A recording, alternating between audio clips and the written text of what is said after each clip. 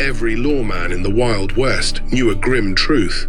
The moment he pinned a badge to his chest, he became a walking target. Outlaws marked him, mobs cursed him, and even his neighbors might one day turn on him. So why risk it? By the end of this story, you'll see how sheriffs and marshals weren't just enforcers of law. They were men who dragged chaos into courtrooms, locked it in splintered cells, and often paid with their lives. The frontier was a crucible where violence forged legends. Jesse James robbed banks and trains, cloaked in Confederate pride but driven by greed. Billy the Kid killed at least 8 men before 21, once gunning down 2 deputies during a jailbreak. The Dalton gang tried robbing 2 banks at once in Coffeyville. The townsfolk opened fire, leaving 4 Dalton brothers bleeding in the dirt. For Lawmen, arrests were rarely clean. Wyatt Earp in Dodge City often used the blunt end of his revolver, cracking skulls to end saloon brawls. Captured outlaws were shackled in irons, wrists rubbed raw, and locked in crude wooden jails where the walls rattled at every kick. And once inside, fate moved quickly.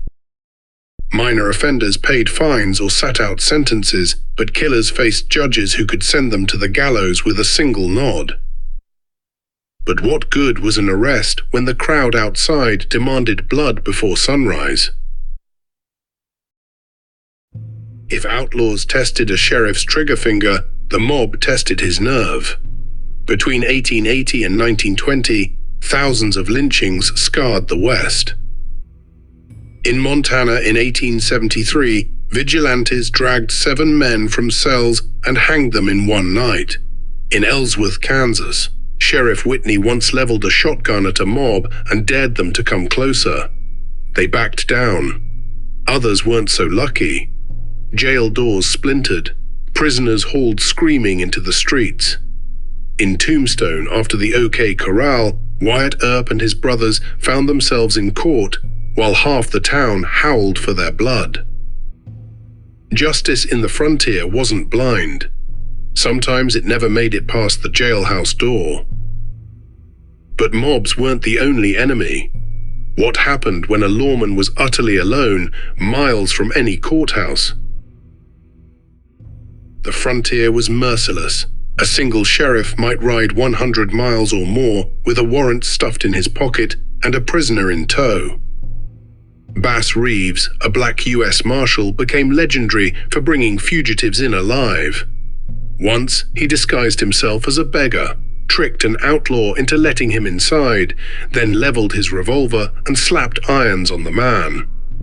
Another time, Reeves chained 17 outlaws together and rode alone across Indian territory, delivering them to Fort Smith, Arkansas. There, Judge Isaac Parker, the hanging judge, sent many to the gallows in front of packed crowds. Life in the jailhouse was brutal. Wooden cells with bars that could be sawed through, lice-ridden straw beds, chains clamped to ankles. But the consequences were harsher. A man could be fined, whipped, sent to a hellish prison like Yuma, or taken at dawn to the gallows where crowds gathered as if for a festival. And for this dangerous work, most lawmen earned less than $150 a month. Civilization rested on men alone in the saddle, dragging killers out of brush country with no guarantee they'd live to see their payday. And if loneliness didn't break them, corruption often did. The West wasn't only wild, it was for sale. Railroads, cattle barons, and saloon owners stuffed sheriffs' pockets. The Lincoln County War of 1878 turned lawmen into hired guns for rival factions. Sheriff William Brady was cut down in the dirt. In Wyoming's Johnson County War of 1892, wealthy ranchers sent mercenaries and crooked officials to execute small farmers. Even respectable lawmen like Bat Masterson found themselves tangled in the Dodge City War of 1883, where saloon profits decided who wore the badge. Trials under corruption were farcical. juries hand-picked, verdicts whispered in saloon back rooms. Sometimes, captured men never even saw a judge.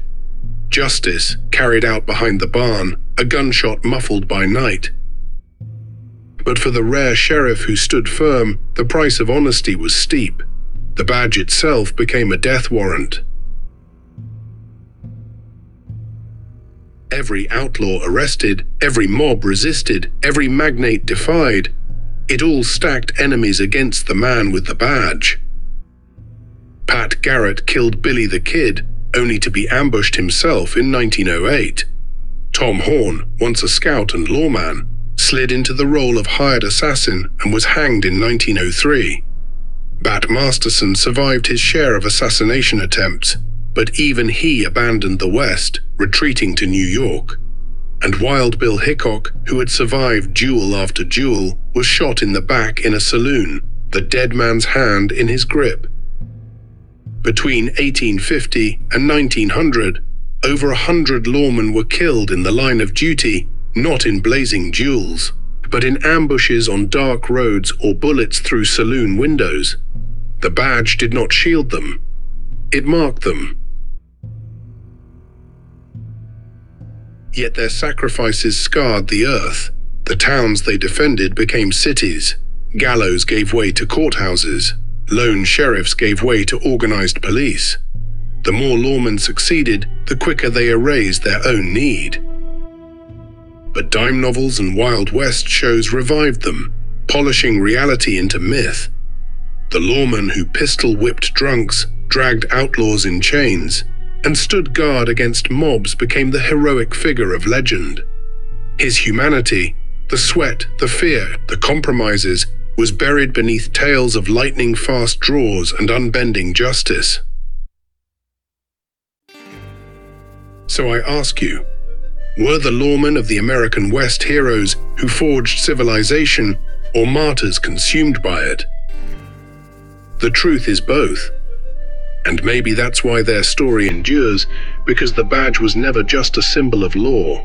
It was the promise that chaos could be chained, order could be built, and justice, however flawed, however bloody, could survive on the edge of the wilderness.